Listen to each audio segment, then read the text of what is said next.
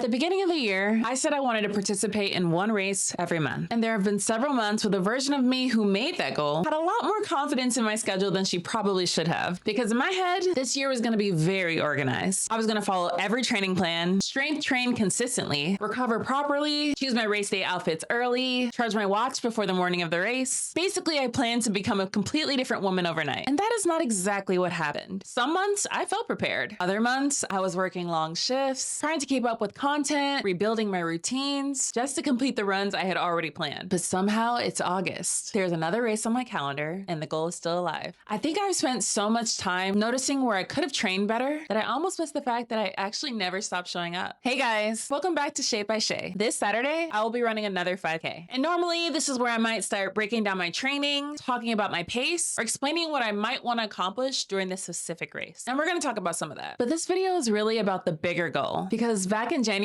I decided I wanted to run a race every month of this year. Not because I wanted to punish myself, not because I was trying to run myself into a completely different body, and not because I needed 12 medals to prove that I'm a runner, although the medals have been amazing. I wanted to see what would happen if I kept giving myself another start line to work towards. And I wanted something that would keep me connected to running throughout the whole year. And honestly, I wanted to become someone who could make a long-term commitment to herself without requiring every month to look perfect. At the time, that sounded very inspiring. 8 months later, it sounds a little unhinged, but we're still here. When I first came up with this goal, I knew I did not want every race to have the exact same purpose. Some races might be about speed, some might be about endurance, some might be about taking fewer walking breaks, some might just be about getting outside, participating, and finishing. Because I knew that 12 different months would probably bring 12 different versions of me. What I underestimated was just how different those versions of me would be. There have been months when I felt locked in. I was getting the runs done. I was paying attention to my recovery. I felt stronger. I felt more confident. And I walked into those race mornings feeling like my preparation matched my goal. Then there were months when work got extremely demanding. My 12-hour shift started 12-hour shifting. I would build a beautiful weekly schedule on Sunday, and by Wednesday, that schedule was historical fiction. There were weeks when my strength training completely disappeared. Weeks when I had to move runs around. Weeks when I missed the runs entirely. Weeks when I had the physical energy to train, but did not have the mental energy to convince myself to get started. And every time that happened, there was a part of me that wanted to judge the whole month by what I didn't do.